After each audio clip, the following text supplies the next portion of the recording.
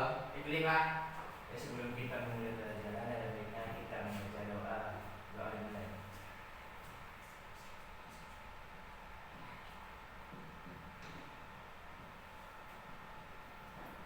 Doa sih. Baik, terima kasih kepada ketua kelas yang sudah membacakan doa.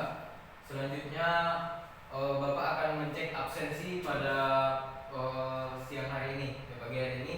Yang pertama yaitu Arif Nur. Ya, oke Pak. Mas Arif. Present Pak. Alhamdulillah. Indiatul Fikri. Hadir Pak. Puasa Fikri. Puasa.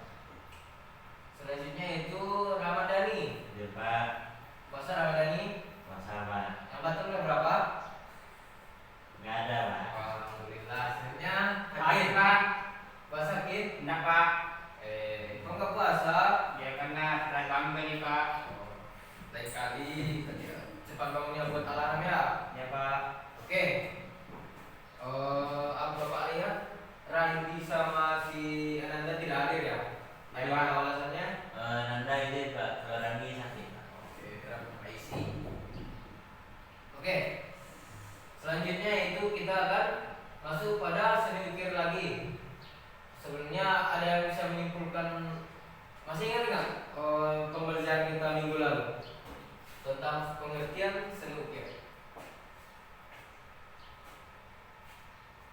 Arif, masih ingat pembelajaran seni ukir minggu lalu? Lupa Pak.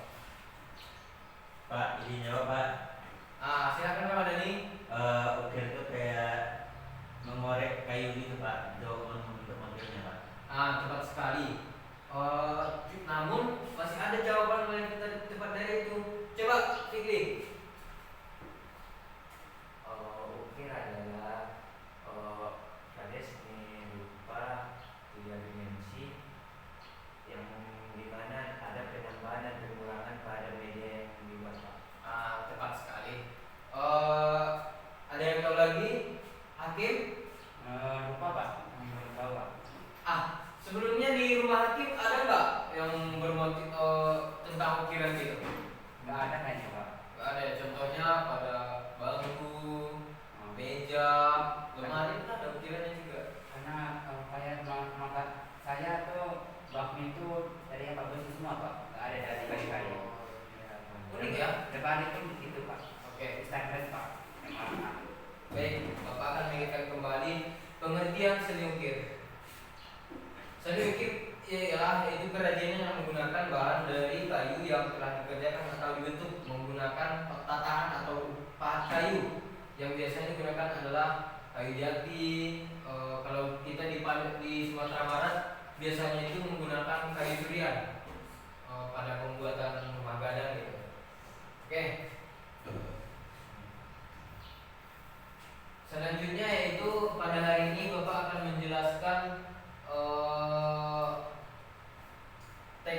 alat-alat yang diperlukan dalam membuat ukiran.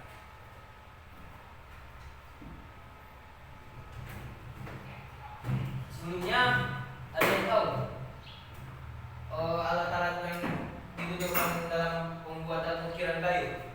Coba Dani. Pahat Pak. Pahat, tepat sekali. Arif? Palu Pak. Tepat sekali. Sebenarnya Fikri ada lagi tahu?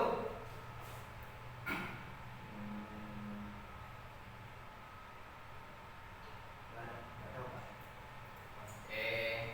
Kalau Hakim Mungkin kayak gerenda Pak. bisa jadi. Ya tapi yang kecil yang bisa itu disesuaikan dengan bentuk kayu yang harus dibuat Pak. Iya, Ya, itu namanya mini grinder. Cuman kita ini kan sebaiknya belajar kita mengetahui dasar dahulu, kita mengetahui yang tradisional terlebih dahulu. Oke Pak. Oke. Pada dasarnya yang dipergunakan dalam pembuatan ukiran itu yaitu pahat. Contohnya seperti ini. Ini namanya, ada yang tahu namanya pahat apa? Oke, tepat. Kalau ini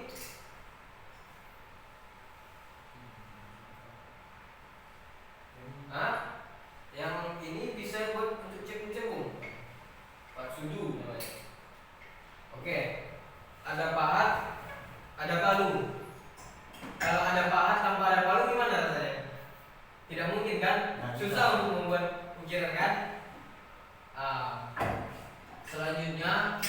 bahan yang perlu itu pembuatan ukiran yaitu klem. Cuma bapak nggak bawa klem hari ini karena klem ada di bengkel. Klem itu fungsinya untuk mengikat ini kayunya yang mau kita ukir supaya ukirnya itu tidak goyang-goyang pada saat kita mengukir. Baik, selanjutnya yaitu bahan-bahan yang perlu ukiran itu apa? Ada yang tahu? Yang bisa kita ukir? Kayu Pak. Kayu. Jadi logam. Arif, logam itu juga. Kulit Pak. Kulit bisa juga. Hakim? Belum tahu Pak, belum mikir Pak. Oke. Hakim ini lain kali Iya, Pak. baca referensi Pak. supaya tahu pembicaraan kita. Oke. Pada dasarnya bahan yang bisa dipergunakan untuk mengukir itu yang pertama itu biasanya kayu. Yang kedua yaitu bahan keras seperti batu, ini bahan sedang namanya. Batu, besi bisa juga. Selanjutnya yaitu kalau bahan lunak ada yang tahu? Arif? Contoh bahan lunak itu kata dia Pak. Kulit Pak. Bisa juga kulit. Kayu Pak. Kayu itu bahan sedang. Ada yang lupa Bapak jelaskan minggu lalu? Abu kayu Pak. Ini Pak. Kan. Oh. Bisa kita bukan seperti sabun. Iya. Spon itu bisa juga. Karena dia Pak. Bisa juga, cuman yang paling biasanya itu digunakan adalah spon atau kalau untuk praktek itu sabun tersebut. Oke. Selanjutnya kita masuk pada pengenalan motif. Tadi kan alat dan bahan sudah. Pengenalan motif. Terkhusus di daerah Sumatera Barat kita, terutama di Minangkabau, ada yang tahu motif-motif apa aja ornamen-ornamen yang ada di Sumatera Barat? Pak. Dari? Ikat perlengkapan. Tepat sekali. Fikri? Tiga kadang Pak. Singa gadang. Akhir? Enggak tahu Pak. Oke. Arif? Sering percaya? Kalau Arif? Lapiak sampai Jodomo Kuning Pak. Tepat sekali. Baik. Sirian gadang tadi, Itiak pulang patang, seperti yang dikatakan si Arif juga, itu merupakan motif-motif yang ada di Minangkabau. Terkhusus hari ini Bapak bawa contoh ukiran dari daerah Minangkabau ini. Ini namanya ukiran kalua paku. Yang mana kalua itu ini dia bulatannya ini. Ada tahu paku? Bukan paku besi. Tumbuhan Pak. Tumbuhan ya. Kalau bahasa Indonesia tahu apa? Pakis. Pakis. Sayur juga enak loh. Nah, Bapak kan baru menggambarkan kalua paku. Contohnya ini kayu hitam. Kalua paku itu ialah gini dia. Cara menggambarkannya ada ukiran. Bisa kita tambahkan daun di sini. Di sini juga. Ini salah satu contoh dari ukiran Minangkabau. Kalau seperti yang dikatakan Fikri tadi, ada sirian gadang. Cara menggambarkan sirian gadang itu ambil setengah ini, baru tarik dari atas. Ini dia. Tarik. Semua bertumpu pada satu titik ya. Oke. Ini ada semacam daun gitu. Ini juga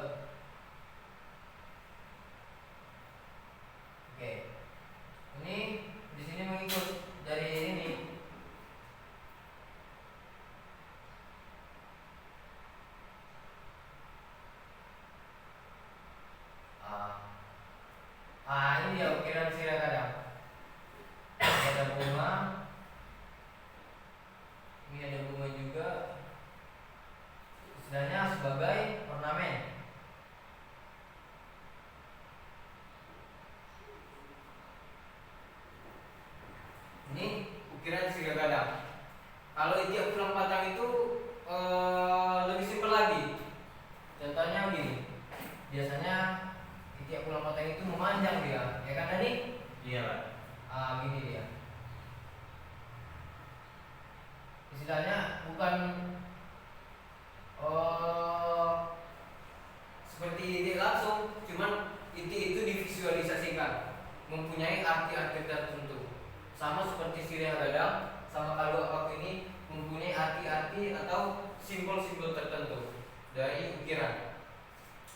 Selanjutnya yaitu penggunaan udah.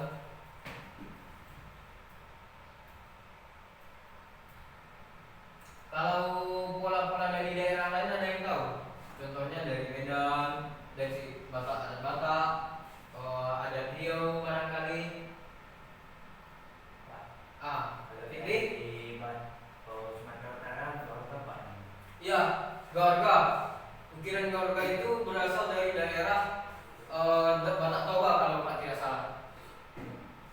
Selanjutnya, iya, Gorga ada. Kalau dari daerah Mandailing Natal itu ada Pusuk Nirobung namanya.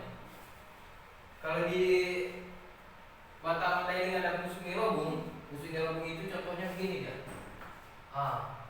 Istilahnya ada kota ini. Ini biasa kita dapatkan di mana Fikri? Di rumah adat Pak.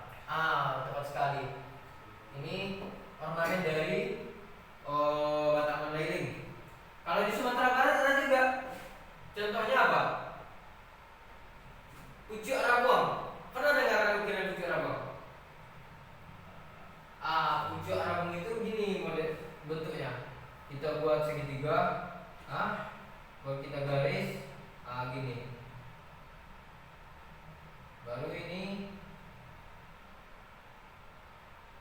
kita buat seperti kalua paku tadi.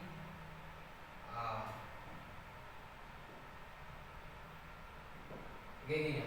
Jadi bertumpu pada ini tadi segitiga tadi cara menggambarkannya. Oke? Bapak rasa materi kita pagi hari ini sudah cukup, berhubung waktu sudah mendekati di penghujung. Ada nggak yang bisa memberikan kesimpulan dari pembelajaran kita? Pak, izin jawab Pak. Oke, silakan Dani. Jadi mengukir itu membutuhkan beberapa alat bahan seperti alatnya pahat dan palu. Ya. Dan bahannya itu ada kayu dan bahan-bahan lunak lainnya Pak. Jadi motif-motif itu mempunyai sendiri Pak. Ya, betul, cepat sekali. Ada lagi?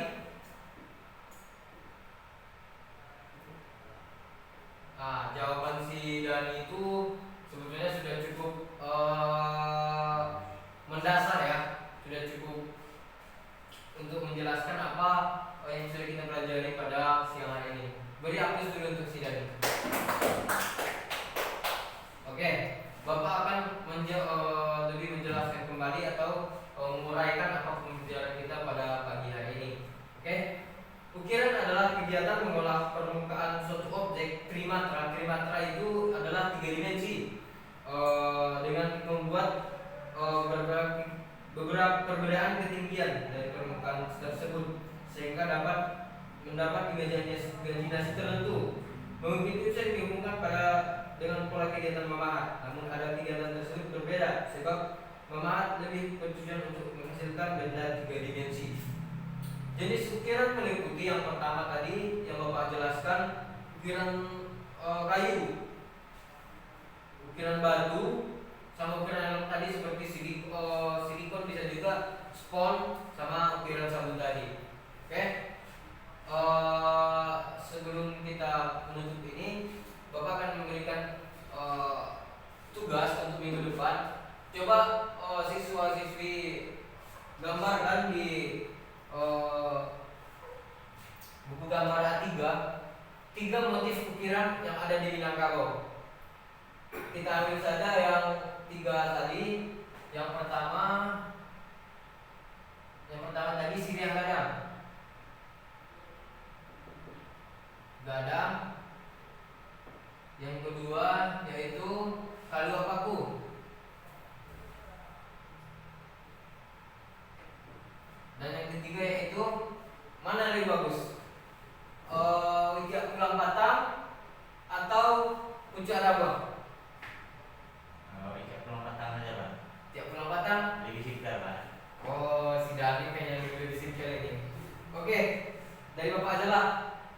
kita ganti sama kucing lalu aja, biar lebih tahu lebih banyak lagi ukiran Minangkabau yang lebih kita ketahui.